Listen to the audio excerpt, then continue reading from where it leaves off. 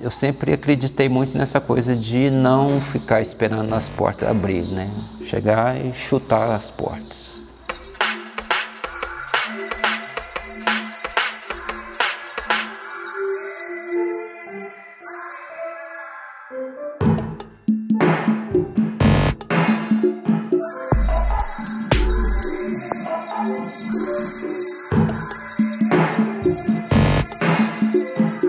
No final dos anos 70, né, que eu terminei o meu curso de Química, no final dos anos 80, na verdade, eu terminei meu curso de Química, eu fui trabalhar com isso, né, e como era um interior de Goiás, assim, eu tinha muito pouco acesso às coisas que eu estava acostumado a ter morando em Belo Horizonte, né, sobre arte. Eu comprei uma câmera para preencher meu tempo ocioso. Eu participei de um concurso de fotografia e quando sai o resultado, a pessoa que me liga fala assim: Eustáquio, estou com uma foto sua aqui, eu sou do concurso para Eustáquio, e tem uma foto sua aqui que recebeu uma menção honrosa. Eu falei: pô, Fernando, que legal. Ainda era foto direta, não tinha nada de intervenções na fotografia. Que legal, Fernando, eu nunca tinha participado de um concurso, aí já o primeiro recebeu uma menção honrosa, né? Aí ele fala: pois é, Eustáquio, ele continuou falando, tem uma outra foto aqui, sabe? Essa também é uma menção honrosa. Falei: cara, duas, que legal, né? Mas eu mandei 3, e gosto mais dessa que você não falou. Aí ele falou assim: olha, Eustáquio, essa foi o primeiro lugar. E a gente só não vai te dar o primeiro, o segundo e o terceiro lugar porque o regulamento não permite.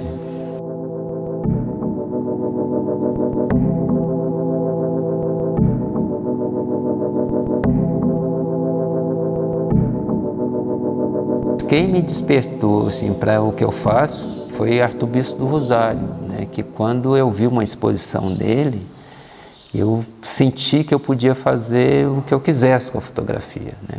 Então, é aí que eu entro nessa coisa da fotografia expandida. Eu falei assim: olha, a fotografia não precisa ser só isso que eu aprendi até hoje. A fotografia pode ser outras coisas. E foi quando eu comecei a experimentar outras possibilidades dentro da fotografia. As minhas histórias são muito autobiográficas. Eu falo muito de mim, falo muito das minhas origens, né? Como uma pessoa negra.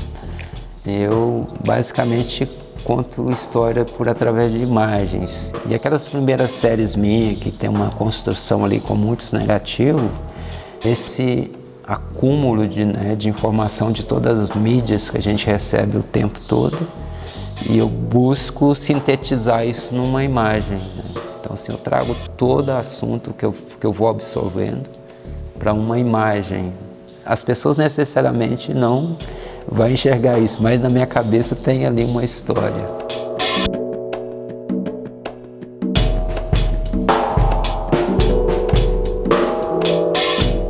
Quando eu tenho uma ideia, né, daí eu já previsualizo uma imagem, né? Isso fica, de certa forma, gravado aqui na minha cabeça, então eu só preciso acessar isso e transformar isso em imagens. Daí eu vou ver qual o caminho, quais os meios que eu vou utilizar para chegar nesse resultado. E daí, assim, eu não tenho que ficar procurando no arquivo. Não, eu tenho que ir naquele arquivo, né? Porque é naquele arquivo ali que eu vou encontrar esse assunto.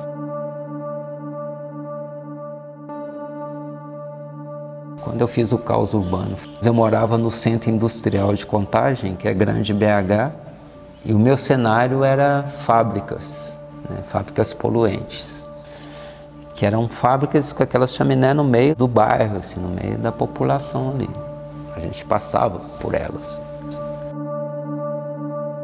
O meu trabalho está sempre muito no meu entorno, né? O futebol, eu morava em Belo Horizonte, num bairro chamado Santa Teresa, e onde eu passava de metrô, eu via esses meninos jogando, né?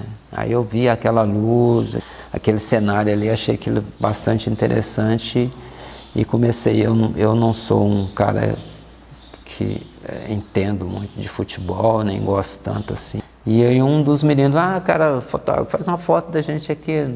Aí eu fiz um filme, levava sempre duas câmeras, uma com filme negativo cor, né, que você vai ali e revela rapidinho. Aí fiz e para eles era mais interessante do que preto e branco, né? E no dia seguinte entreguei as fotos, aí eu estava liberado para fazer meu ensaio.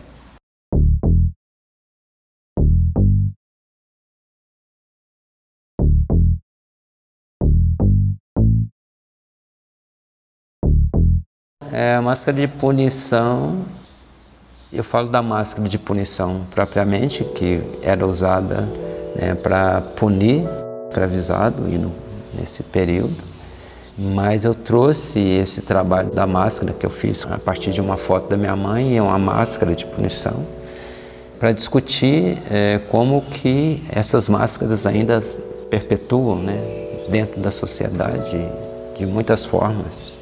O racismo mascarado, por exemplo.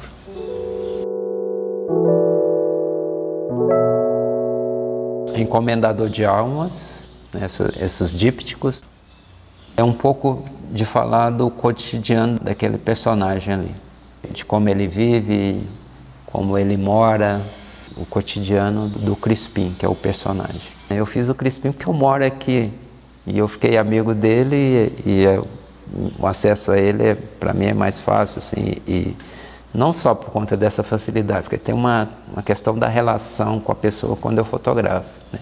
Preciso ter uma relação com essa pessoa, mínima que seja, tanto que eu ia lá muitas vezes sem fotografar, ia lá só para a gente conversar e beber cachaça, enfim.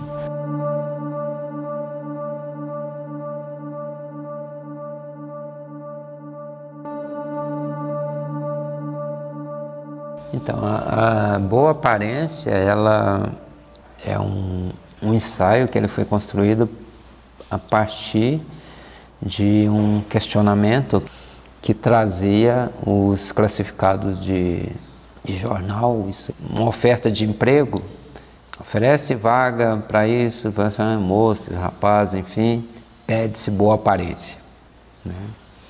E aí eu acessei uns arquivos, os escravizados foragidos. Daí vem o texto, era um bem, esse escravizado era um bem que precisava ser resgatado, então eles colocavam esses anúncios, aí os anúncios falavam das características dessa pessoa. E em algumas situações essa característica trazia a frase boa aparência. Fala bem, tem uma boa aparência. Então eu confrontei essas duas boas aparências.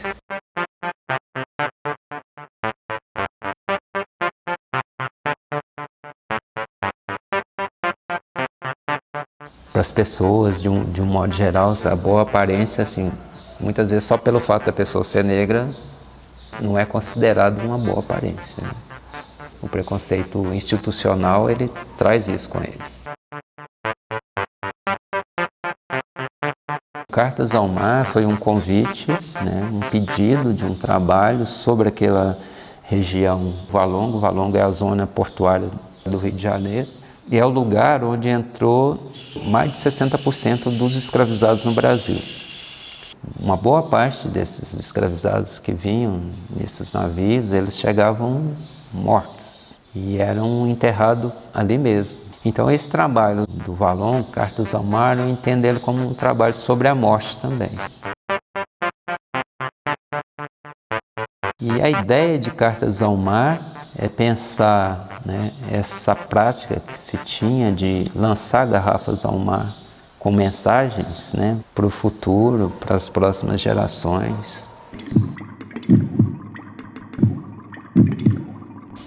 Então, esse livro, aberto pela aduana, eu recebi um material da Inglaterra E eram uns catálogos que foi feito lá para mim. E quando esses catálogos chegaram, a dona abriu para saber o que tinha, fuçou o negócio lá, fechou de novo, encheu de carimbo, né? Aquele carimbo aberto pela aduana. Quando chegou o pacote, o que me chamou mais atenção foi o pacote, aquele monte de carimbo. Eu peguei o pacote, deixei os livros para lá, fui para o laboratório com o pacote, emocionei ele e fiz uma foto em cima, com todas aquelas informações, né? E aí, fuçando o arquivo, eu vou nessa foto de novo e resolvi fazer o livro, aberto pela dona.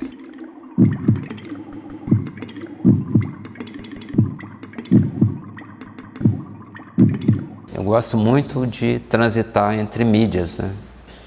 No Dead Horse, por exemplo, eu fui fazer as animações ali do cavalo, do Muybridge. Eu fui para a internet, baixei os cavalos, imprimi em folha sulfite comum, impressora comum, refotografei isso com filme, emocionei papel, né? E voltei os cavalos para o papel, mas aí já é fotografia, já é emocionado, aí interferi em cima com tinta acrílica e lápis, porque tem uns alvos que eles são desenhados ali no cavalo, e levei isso para a timeline de novo, para poder animar, né, aqueles cavalos, e aí misturo com essas outras mídias, ou seja, eu faço um trânsito muito grande para chegar nos resultados. Aquela série lá de trás, aquelas 4 imagens lá de cima, foi um projeto que aconteceu em Madrid.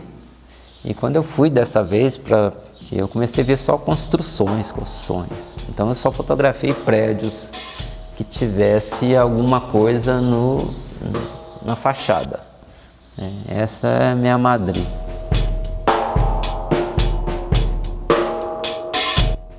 O meu caso é muito diferente de muita gente. Eu não sei se tem a ver com carisma, o que é, né? Eu sempre tive um alcance com o que eu faço, né?